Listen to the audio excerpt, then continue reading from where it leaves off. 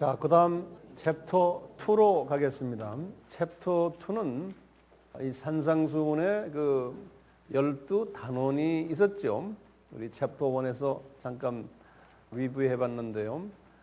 12단원 중에서 첫째 단원인 팔복, 복 있는 자는, 첫째 단원을 잠깐 우리 한번 리뷰를 해보려고 그래요. 신기한 것은요, 그 산상수훈이 단원이 몇 개가 있다고 그랬어요? 12단원이 있는데요. 왜 12단원일까? 한번 의문을 제기하게 돼요. 그러면 성서는 항상요, 그 보이지 않는 그 숫자가 숨겨져 있어요.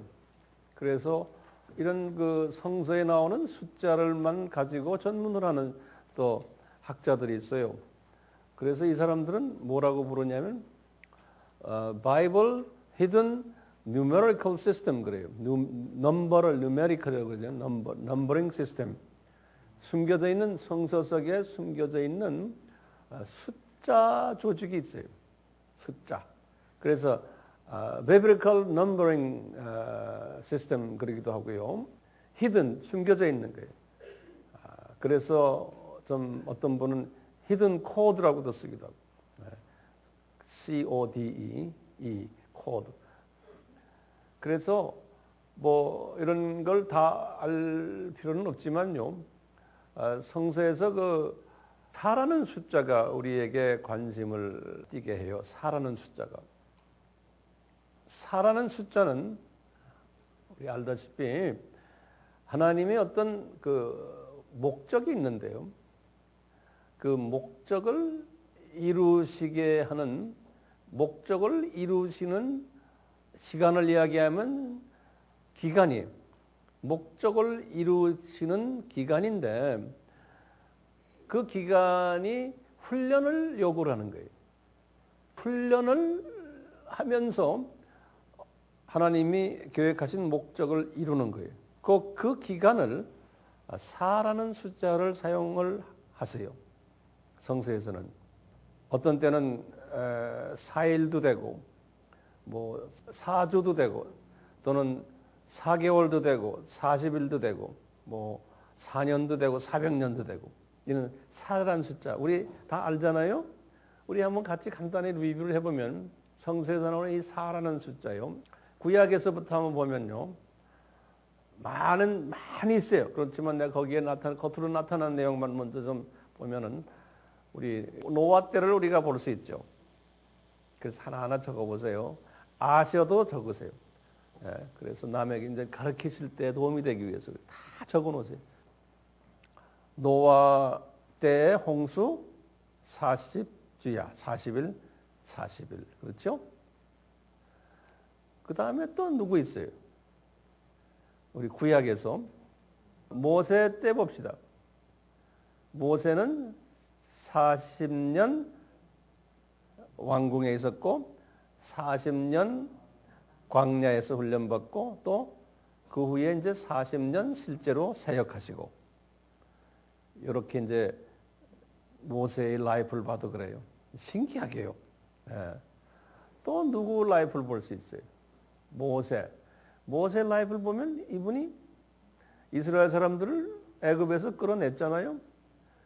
끌어내가지고 어떻게 했어요? 40년 동안 또 광야 생활을 하게 했어요. 근데 그 모세 전에요, 아브라함에게 하신 말씀 있죠. 창세기 15장 13절 14절 보시면 아브라함에게, 아브라함아 네 후손이 언젠가는 이방 나라의 외국에 가서 400년 동안 노예 생활할 것이라고 예언을 했어요. 주전 2000년이죠. 그 예언한 것이 500년 후에 그대로 이루어진 게 모세 때 이루어진 거예요. 그래서 지금 모세가 이 예언을 이루기 위해서 40년 훈련받고 40년 훈련받고 40년 이 일을 한 거예요. 그래가지고 나와가지고 또 40년 광야에서 이스라엘 사람들이 살게 된 거예요. 근데 신기한 게요. 광야에 나와가지고 가나안 땅을 정탐을 시켰는데도 며칠이에요? 40일 동안 12명. 12이라는 숫자는 4의 3배수예요. 지금 이 12단원도 4의 3배수예요. 그렇죠? 그 다음에 이제 우리 팔복도 4의 배수예요. 이 전부 4하고 관계 있는 거예요. 4하고. 우리가 또 구약에서 4하고 관계 있는 게 좀 더 봅시다. 우리 모세 했죠? 이 다윗도 보시면은 다윗도 7년을 헤브론에서 왕 노릇하시고 또 33년을 어디서 했어요? 다윗 예루살렘에서 다윗성이죠. 그래서 다윗도 30세 임금이 돼가지고 40년을 왕위에 계셨어요. 신기하게도요. 근데 솔로몬도 그렇게 40년을 왕위에 있었다 보는 거예요. 그리고 우리가 이제 일반적으로 말라기 마지막 선지자부터 예수님 직전에 오신 누구예요? 세례 요한. 그분이 이제 마지막 선지자죠. 요 기간이 선지자가 없었던 기간이에요. 그걸 중간기라고 그러죠. 400년 동안 중간기 또는 silent period. 한국말로 뭐래요? 침묵기. 침묵기도 400년이었다. 이렇게. 예수님 오시기 위해서 400년을 침묵기를 주셨어요. 근데 그 침묵기 동안에 침묵하지 않았죠? 그 침묵기 동안에 무슨 사건들이 일어났어요? 400년 동안. 그 400년 동안 예수님이 오셔서 예수님의 제자들이 복음을 전할 수 있도록 다 길닦기를 한 기간에 그때 뭐예요? 무슨 제국이에요? 예? 로마 제국 전에 헬라 제국이에요. 헬라 제국 전에 페르시아 제국이에요. 이 페르시아 제국부터 시작을 해서 바벨론 제국 그 전에 바벨론 제국, 페르시아 제국, 그 다음에 알렉산드리아 제국, 그리스 제국이에요. 그리고는 무슨 제국이에요? 로마 제국. 이런 제국들을 통해 가지고 제국이 많은 나라를 이렇게 제국이 점령하다 보면 뭐냐면 언어를 통일해 버려요. 그리고 비자가 없게 되는 거예요. 언어 통일하고 비자가 없으니까 그 다음에 길드 만들어내고 문화를 통일시키고 그래서 나중에 언어를 가장 넓게 통일한 것이 알렉산드리아 제국이에요. 다시 말하면 그리스 제국이에요. 그래서 이 중동 지역과 유럽 지역을 그리스 말로 만들어버린 거예요. 헬라 말로. 그리고는 이제 로마 제국이 들어가가지고 주전 63년에 영토를 더 넓혔죠. 로마 제국이 얼마나 영토가 넓었어요? 북아프리카 다 하고, 그 다음에 이 중동, 그 다음에 유럽 다 한 거예요. 유럽 다 해요.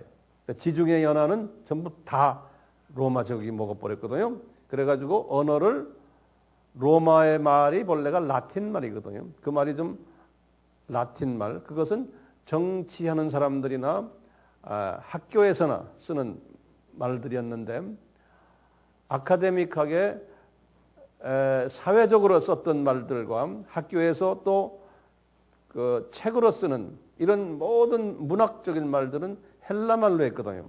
그러니까 두 말을 그 지역에 다 퍼뜨린 거예요. 전 세계. 그 당시에 그 지역 전 세계.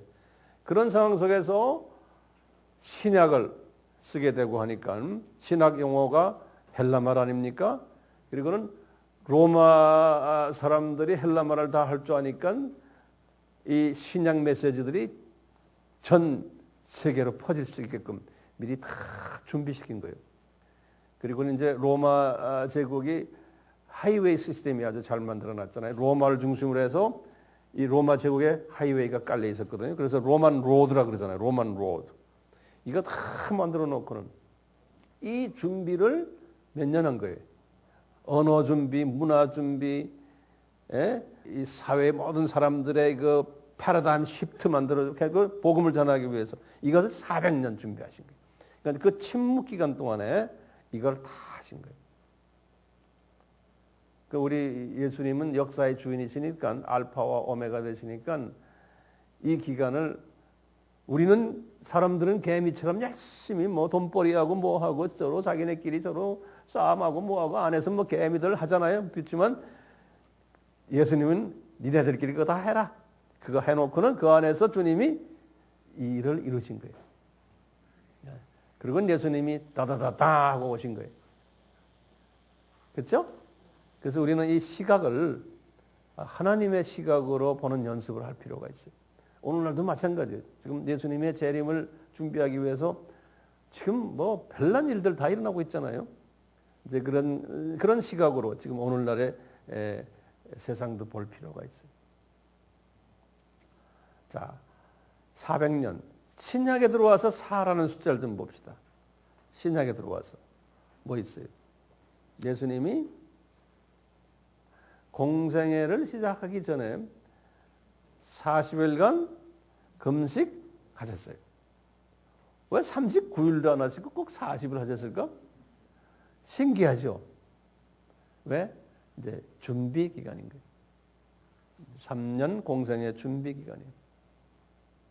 그리고는 예수님이 십자가에서 죽으시고 이제 3일 안에 이제 부활하셨는데 부활하시고는 승천할 때까지 40일을 또 이 세상에 계셨어요. 부활체 모습으로 40일 딱 될 그날에 승천하셨어요. 왜 또 하필이면 40일이에요? 이 40일은 뭐예요? 예수님이 제자들을 마지막 훈련시킨 기간이에요. 제자들에게 봐라, 내가 하나님이다. 나 그래서 부활했잖아. 근데 내가 죽었다가 살아났지? 나 구세주다. 나 그리스도다. 이것을 몸소 보여주시고는 그리고는 지상 사명을 5번 내리셨어요. 너희들 이제 알겠지? 땅끝까지 나가서 내가 누군가를 전해라. 요 기간을 40일 잡으신 거예요. 그래서 이제 소위 세계 복음화를 준비하는 이 로켓이 이제 하늘로 쏘아 올리는데요. 로켓을 쏘는 그 바닥은 뭐라고 그래요? 런치패드라고 그러는데 영어로는 발사대. 그래서 팡 쏘신 게 40일 된 날에 이분이 쏘시건 올라갔어요. 그 로켓이 지금도 빙빙빙빙 돌고 있는 거예요. 이 4라는 숫자. 그 다음에요. 바울을 하나님께서 30세 개종시켰어요. 그래가지고 10년을 훈련시켰어요. 바울을. 그래서 바울이 40세 되는 해 주후 45년에 안디옥 교회의 정식 전도사님이 되신 거예요. 그러니까 바울이 40년을 훈련받고 공식적으로 이제 사역자가 된 거예요. 참 재밌는 게요. 바울이 주후 5년에 태어나셨죠. 그리고는 주 35년에 개종하셨어요. 30세 때. 그리고는 이분이 몇 세 때에 순교당하셨냐면 63세, 주후 68년에. 그러니까 몇 년을 주님과 교제하면서 주님을 섬기면서 이분이 주님 나라에 갔나요? 33년이에요. 33년을 주님을 섬기면서 개종 후 주 35년에서 68년. 68 빼기 35 하면 33일. 신기하죠? 그러니까 우연이 없는 거예요, 우연이. 예, 다 하나님의 계획 속에서 이루셨고, 지금 나나 여러분들의 삶 속에서도 하나님의 숨겨놓은 계획들이 있는 거예요. 그 계획의 일환으로 지금 여기 와서 앉아 계신 거예요. 네? 네. 자, 이제 팔복을 봅시다. 그냥 복도 예수님이 왜 8가지 복으로 하셨나 이거예요. 네? 그 많은 숫자도 많은데. 그래서 이제 딱 보니까요. 8가지 복인데 딱 보면 4개, 4개로 구분이 되는 거예요. 우리가 그걸 주님이 주신 지혜로 들여다보면은 4개, 4개로 구분이 되는 거예요. 처음 4복과 두 번째 4복이 있어요. 근데 처음 4복을 딱 보시면 요것은 그 3페이지에 보시면 제가 도표를 한번 만들어 봤어요. 첫 단계의 4복을 보니까 요것은 내 자신과 하나님과의 관계에 관한 이야기들을 하는 복들이, 심령이 가난한 자, 요거는 내 자신에 관한 이야기면서 하나님과의 관계, 대신, 대자신 또는 대신, 애통하는 것도, 온유한 것도, 의에 줄이고 목마른 것도. 그래서 이제 처음 4단계는 내 자신과 하나님과의 관계 속에서의 단계고, 그 다음에 두 번째 4단계는 이제는 내 자신도 있지만 대인, 상대방과의 관계도 포함을 시키고 또 대신 하나님과의 관계도 포함시키는, 그래서 한 단계 업그레이드 된 단계가 두 번째 4단계. 우리가 이제 자세히 또 하나하나 보겠지만요. 우선 이렇게 대별을 할 수 있어요. 근데 이 구조를 보시면요. 첫 단계, 심령이 가난한 자는, 그래 놓고는 원어를 보면은 현재형으로 되어 있어요. 그리고 이제 제일 마지막 8번째. 나를 인하여 너희를 욕하고 핍박하고 거짓으로 너희를 거스려 모든 악한 말을 할 때, 이때도 보면 현재형으로 되어 있어요. 그런데 이 산상수훈역의 8복은 두 문장으로 되어 있거든요. 두 문장으로요. 심령이 가난한 자는 복이 있나니, 그 다음에 천국이 저희 것이요. 다시 말하면 이게 문법적으로는 그렇지 않지만 내용적으로 보면 조건부에 처음에, 그리고는 약속이에요. 조건부로 하면 영어 같으면 이렇게 하면은 if, then 이렇게 된다. 이게 이제 조건부 문장이고 약속의 문장 아니에요. 근데 문장은 그렇게 안 돼 있지만 내용을 보면은 조건이 있고 그 다음에 약속이 따라와요. 항상 그 지금 8복에 제가 이것을 쭉 들여다보니까 내 눈에 그게 보이는 거예요. 그래서 심령이 가난한 자는, 그리고는 현재형이에요. 천국이 저희 것이며, 그것도 현재형으로 되어 있어요. 현재형으로. 신기하게요. 그런데 이제 이 마태는 다 인칭을 보면 3인칭으로 되어 있어요. 3인칭. 그런 사람은 they 이렇게. 그런데 누가복음은 3인칭이 아니에요. 나중에 여러분들 한번 누가복음은 몇 인칭으로 되어 있나? 인칭이 달라요.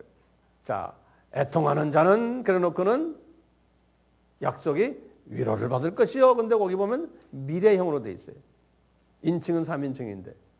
온유한 자는 땅을 기업으로 받을 것이요. 조건은 현재형인데 다들 항상 약속은 미래형으로 되어 있어요. 의에 줄이고 목마른 자는 현재형으로 되어 있는데 배부를 것이요. 미래형으로 되면서 3인칭이. 긍휼히 여기는 자는 현재형인데 긍휼히 여김을 받을 것이요. 미래형으로 되어 있어요. 마음이 청결한 자는 현재형인데 하나님을 볼 것이요. 미래형으로 되어 있어요. 화평케 하는 자는 현재형인데 하나님의 아들이라 일컬음을 받을 것이요. 미래형으로 되어 있어요. 의를 위하여 핍박을 받는 자는 하면서 요 말씀을 보면요. 의를 위하여 핍박을 받는 자는 해놓군요. 요거는 현재 완료 수동형으로 되어 있어요. 현재 완료라는 말은 뭐예요? 과거에서부터 쭉 해오고 있는 거예요. 수동형은 뭐예요? 다 타인에 의해서라는 의미가 있어요. 수동형은. 그러니까 이제 핍박을 오랫동안 받아온 거예요. 과거에. 과거에서 지금까지.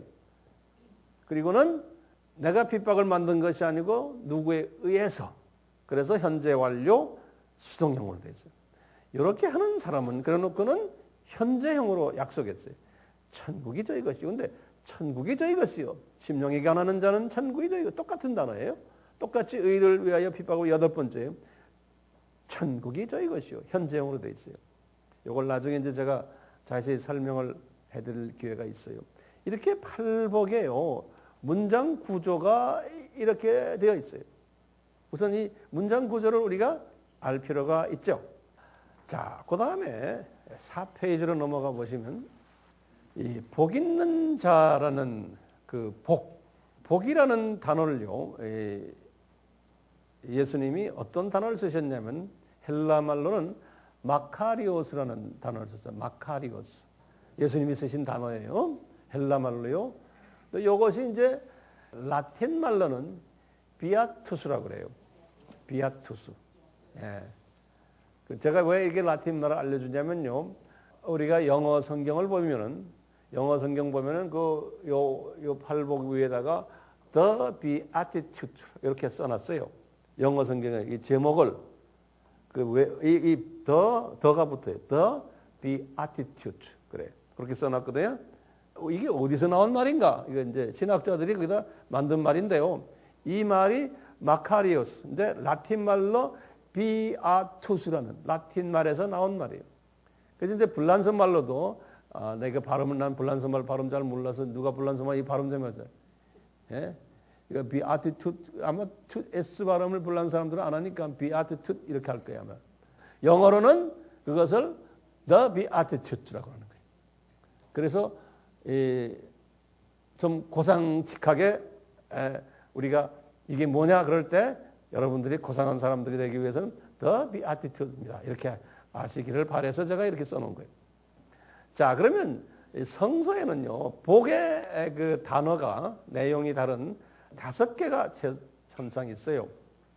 5개를 제가요, 구약에서 나오는 구약 용어를 제시해 드렸어요. 여기 보면 아시레라는 단어가 있어요. 그건 영적인 복을 이야기할 때 쓰는 단어들이에요. 거기에 성경 구절을 제가 쭉 드렸어요. 우리 그 유명한 시편 1장 1절에서 2절에 복 있는 자는 그때 이 복 있는 자 할 때 아시레라는 말을 썼어요. 이건 영적인 복을 지칭할 때 일반적으로 쓰는 말이거든요. 아시레. 두 번째는 그 물질 복은 베라카하 이렇게 베라카하 그래요. 거기 성경 구절 쭉 제가 드렸어요.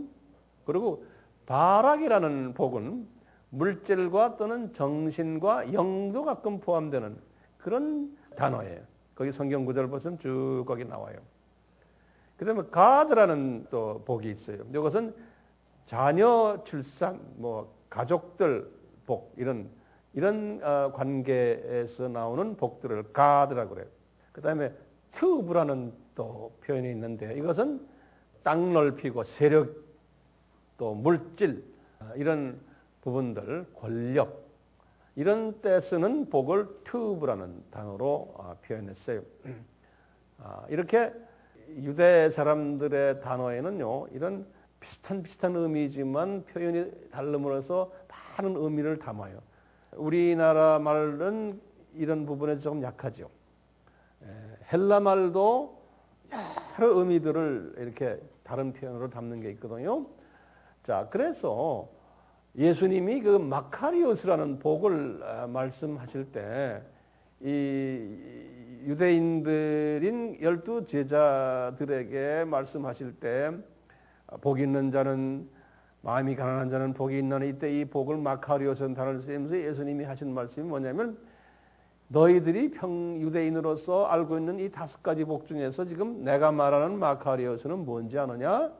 예수님의 지금 가르침을 5장, 6장, 7장을 보면 그 가르침은 뭐냐면 아시레의 복을 예수님이 말씀을 하셨던 거예요. 제자들에게. 예. 그래서 이제 기억을 하세요. 산상수훈의 그 복은 아시레 복이다. 그것을 헬라 말로 마카리오스라 한다. 이렇게 보시면 되겠어요. 그런데요, 우리 삼박자구원이라는 단어를 우리 많이 쓰지요. 이제 모 교단의 모 목사님께서 이 삼박자 구원 말씀 많이 하셨잖아요. 그때 그분이 인용했던 성서가 요한 3서 1장 2절이죠. 요한 3서 1장 2절 사랑하는 자여 내 영혼이 잘됨 같이 내가 범사에 잘되고 강건하기를 내가 간구하노라. 그러니까 내 영이 잘되고 혼이 잘되고 그 다음에 범사가 잘되고 육이 강건하고 이게 지금 뭡니까? 삼박자예요. 육, 혼, 영. 예. 이 부분이 다 강건하기를 바라노라. 이 강건하기를 바라노라는 이건 완전 성서적이고 우리가 가장 원하는 거예요. 이 세 부분이. 왜냐하면 거기다 좀 적어 놓으세요. 우리 데살로니가전서 5장 몇 절이에요? 23절이죠. 그것도 적어 놓으세요. 데살로니가전서 5장 23절에 바울도 이 신학을 가지고 있었어요. 예수님의 재림 전까지 너희들은 육과 혼과 영을 잘 균형 있게 밸런스를 맞춰서 보존을 잘해라 그랬거든요. 그러니까 가장 하나님이 원하시는 것은 우리가 육도 복을 받고 혼도 복을 받고 또 영도 복을 받고 그래서 건강하고 교육도 많이 받고 돈도 많이 벌고 출세하고 뭐 좋은 건 다 가지는 거예요. 그 다음에 또 성령 충만하고 뭐 그냥 연계를 올라내리다 하고 세상에 이러면 얼마나 좋겠어요? 이게 하나님이 우리에게 기대하시는 건 거예요. 네? 영적으로 아주 뭐 홀리하고 뭐 성품도 기가 막히게 좋고 예수님 비슷하게 됐는데 돈도 엄청나게 많고 뭐 큰 재벌이고 삐까뻔쩍한 차 타고 다니고 집도 대궐이고 또 건강하고 나이 60인데 20대 청년 같고 이런 사람이면 얼마나 좋겠어요? 근데 주님은 우리가 그런 사람 되라고 그러거든요. 그렇죠? 그런 사람 되라고 그러죠? 근데 구약을 들여다봐도 신약을 들여다봐도 그런 사람이 그런 복을 받은 지금 여기 보면 아실의 복, 베라카하 복, 바락 복, 가드 복, 투브 복 이 5가지 다 받은 사람이 눈을 뒤집어도 없는 거예요. 한 사람이 있다면 누구를 이야기할까요? 다윗을 우리가 볼 수 있죠. 다윗. 근데 이 사람은 진짜 예외예요. 또 한 사람을 볼 수 있다면 누구예요? 구약에서? 요셉? 예, 요셉도. 요셉? 그 사람 건강했는지 안 그런지 건강했죠. 예, 요셉이 110세까지 살았으니까. 그래서 그 당시에 110세 건강한 거죠. 요셉. 그래서 요셉 하는군요. 책도 보면 요셉의 비전, 요셉처럼 비전을 가져라 요셉 하는데 다 요셉이면 얼마나 좋겠어요? 아브라함? 모르겠어요. 근데 아브라함은 왜 이렇게 마누라가 많아요? 네? 다윗도 왜 이렇게 마누라가 많아요? 다윗이 마누라가 몇 명인지 아세요? 8명이요. 이분의 마지막 와이프가 누구예요? 밧세바요. 그것도 남의 집 마누라예요. 아들만 몇 명인지 아세요? 성경에 보면요. 약 한 20명이에요. 그 많은 여자들 사이에서 난 아들만. 그러니까 서로 배다른 아이들끼리 싸움하는 거예요. 서로. 네. 그러니까 다윗도 실은 이런 복 다 받은 사람 아닌 것 같아요. 마누라 많으면 얼마나 골치 아프겠어요, 그 사람. 자식들 속썩이고. 겉으로 보면은 복 있는 사람 같지만 이 삼박자 복은 주님이 원하시지만 우리에게 이것을 다 주지를 않으세요. 그런데 이 복을 받으면은 이 중에 하나라도 특히 영적인 복만 받은 사람이 가장 좋죠. 혼의 복. 이런 복을 받은 사람은 변질되기 쉬운 거예요. 예를 들어서 좋은 학교 나오고 돈 많이 벌고 출세하고 이게 이제 혼의 복이에요. 네?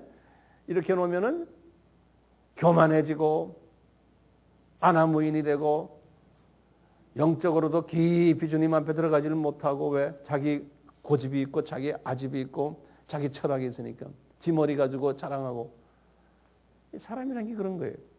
근데 그렇지 않은 예외가 있어요. 여기 앉아 있는 분들은 예외 같아요. 응? 이 예외들은 이게 복 받은 사람이에요. 세상 것도 괜찮고 다 좋은데 주님 앞에 또 영적으로도 또 제대로 하려고 노력하고. 근데 몸 보면은 또 몸도 건강하고. 그러면 이런 사람은 정말 복 있는 사람이죠. 근데 이런 사람은 많지 않다는 거예요. 우리 바울도 육이 건강했죠. 건강한 사람이었어요. 육체의 가시가 좀 그건 뭐 별거 아니거든요. 그분이 건강한 사람. 그러니까 수천 킬로를 그냥 자기 집 앞마당 달리듯이 다니던 사람 아니에요. 그게 가능합니까? 건강하니까. 육이 건강했어요, 이분은. 근데 이분은 출세하고 돈 많이 가질 수 있는 찬스가 많았는데 주님께서 그 찬스를 다 뽑아버린 거예요. 왜? 그거 가지면 바울은 어떻게 돼요? 이게 변질되는 거예요. 그러니까 육의 건강은 어느 정도 주지만 이 모든 혼의 부분, 이 육적인 부분들, 이 돈, 명예 이쪽은 다 뺏어가 버린 거예요. 왜요? 영의 건강을 위해서. 그러듯이 각자의 상황은 다르지만 그래서 이게 복의 상반선이라는 단어를 제가 만들어 봤어요. 복의 상반선. 세 가지를 다 가질 수가 없다는 거예요. 하나를 가지면 하나를 뽑아버린다는 거예요.